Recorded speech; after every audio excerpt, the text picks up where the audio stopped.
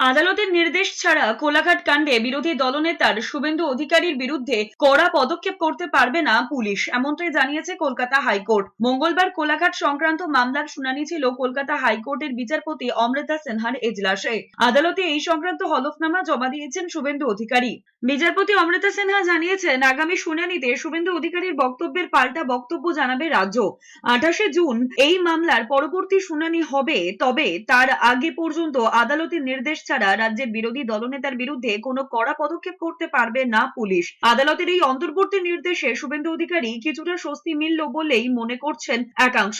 রাজ্যে লোকসভা ভোট চলাকালীন কোলাঘাটে শুভেন্দু অধিকারীর অফিসে তল্লাশি অভিযান চালিয়েছিল রাজ্য পুলিশের একটি দল। পরে এই নিয়ে আদালতের দ্বারস্থ হয়েছিলেন বিরোধী দলনেতা। তিনি অভিযোগ করেছিলেন, আগাম নোটিশ ছাড়াই তার কোলাঘাটের অফিসে আচমকা হানা দেয় পুলিশ। এই তল্লাশির নেপথ্যে অসৎ উদ্দেশ্য থাকতে পারে, যদিও শুভেন্দু অধিকারীর অভিযোগ নস্যাৎ করে দেয় রাজ্য।